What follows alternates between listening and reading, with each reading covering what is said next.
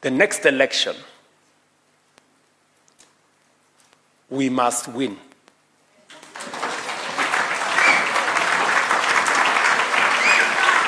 By God's grace, we must win the next election. Inshallah, we must win the next election. Not for your sake, for the sake of Kenya. Because the alternative is difficult to fathom. You know?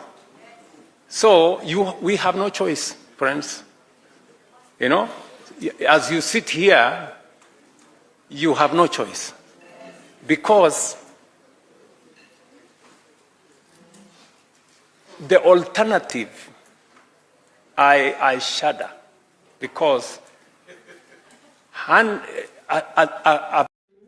the President of the Republic of Kenya, William Samoei Ruto, has been seen publicly frustrated and has told the broad-based government and the team that they must, and they repeat, must win the 2027 general election because otherwise it's very hard to fathom.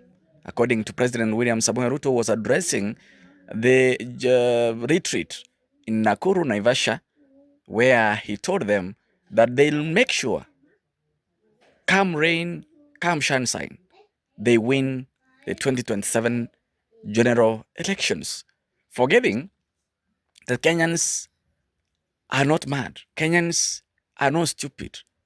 So Kenyans have already denied the President Ruto the second term in office. They don't want to extend even 1 minute in office. But the president is saying, come rain, come sunshine, they must win as the broad-based government. Remember yesterday, Musalia Mudavadi was in Bungoma, where he said, last election 2022, Ruto won by 6.7 million. Raila got 6.5 million. So he added them all and find them that the votes they will have in 2027 may surpass 13 million. Forgetting that the ODM is now not there. The opposition that was in 2022 is not even there in the government. That is what they are forgetting. But let's listen how President Ruto said that they must win the 2027 general election while addressing the broad-based retreat in Naivasha. We have done what we have always wanted to do as a nation on universal health coverage. Whether it is the numbers of citizens that are enrolled, the numbers of citizens that are treated, the amounts of money we have paid to hospital facilities.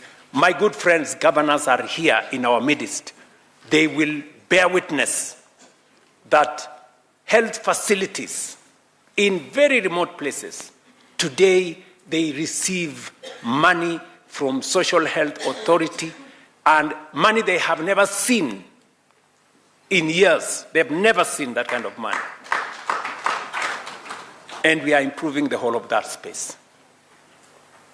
We have done whatever we needed to do on our commitment on savings. We did make a commitment that understanding that investments in a nation is dependent on savings.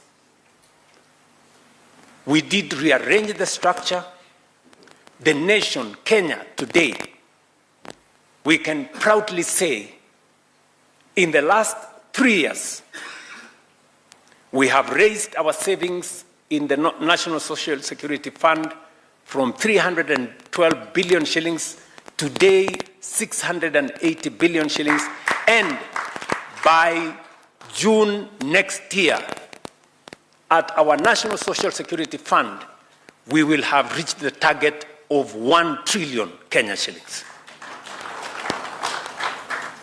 That is how you build a solid base for a nation.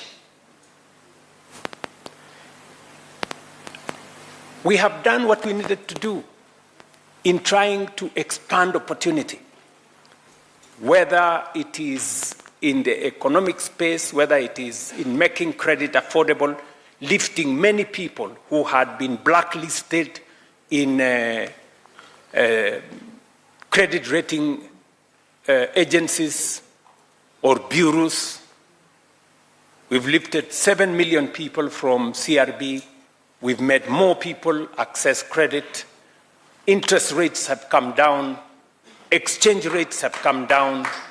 Our dollar reserves have gone up. Inflation has come down. We can proudly stand before the nation and say we have moved the needle in the right direction. We can speak about many other aspects. Housing that has been a challenge to us, how to create jobs. The largest challenge we have as a nation, how to create jobs. We can speak proudly about the jobs we have created in housing, the jobs we have created in export of what we are calling overseas employment, what we have done on the digital space, and all the other things that we have done together. And that is why we've come here, so that we can first look at our track record. Because, listen, friends, we are going to an election. And when we are going to an election, we have come here so that we can go to the people of Kenya and tell them, you gave us a mandate. What have we done with that mandate? 1, 2, 3, 4, 5, 6, 7. And it is the reason why we are coming back to you to tell you we have discharged our responsibility on the mandate you gave us. But that is not sufficient.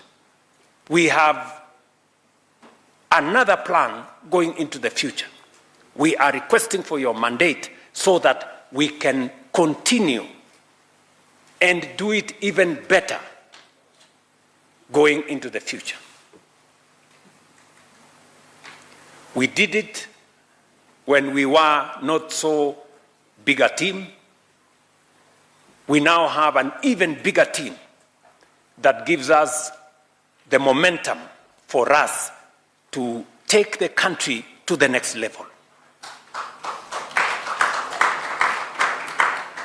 When we say that we are bidding that our country in our lifetime can become a first world country, it is because we have demonstrated what is achievable if we stand together.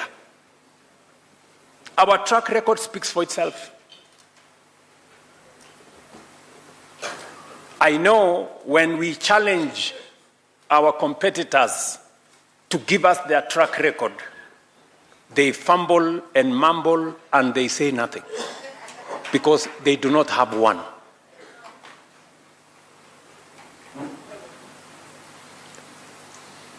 So, we not only have a track record, we have a practical,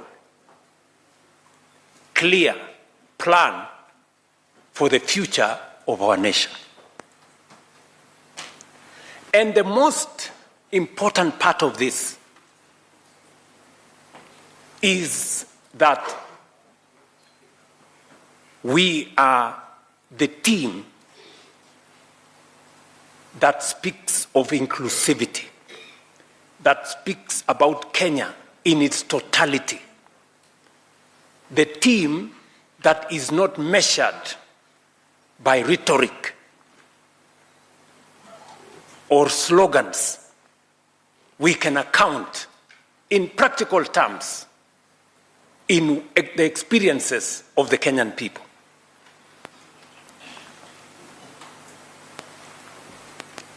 For a very long time, politics has been about division, convenience, This time round, we are saying no part of Kenya will be left behind. We're going to move together.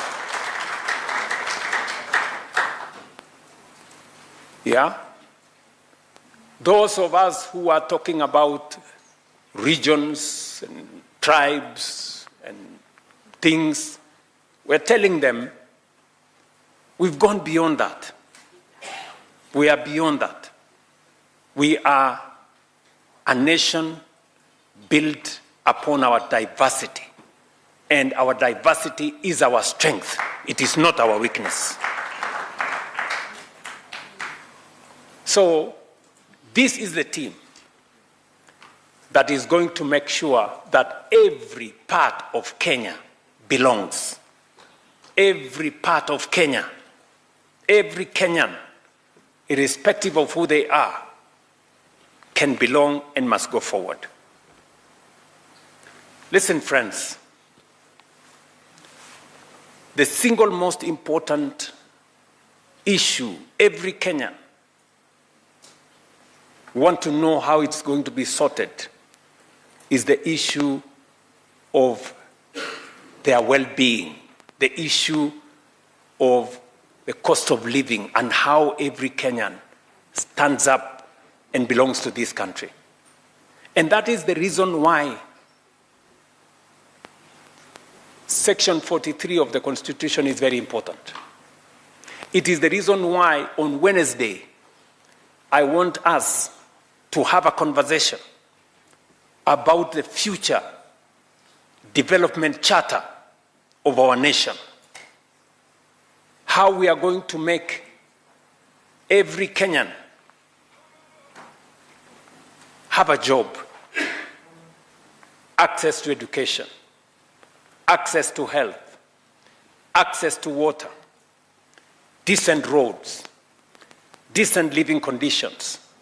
That is the conversation we must have, because every Kenyan wants to know how they are going to own a home, how they are going to have food on their table, how their children are going to go to school, how their children will access healthcare and their families.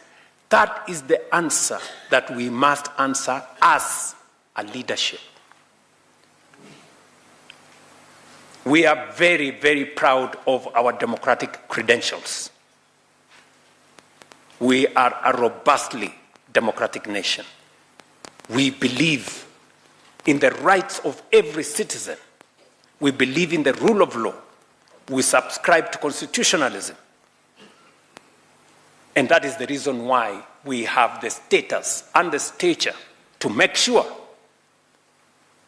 that because we can make the right decisions for ourselves without restraint, without being coerced, without being forced, the democratic credentials we have, we must use them to make the right choices so that we can carry every Kenyan along. We can make the choices that will put food on every Kenyan's table, that will make it possible for every Kenyan child to go to school, that will make it possible for more of our young people to access employment and other opportunities, to make sure that we have decent roads, we have access to electricity, we have access to opportunity. That is the primary responsibility of us as leaders. And therefore, we will be having that conversation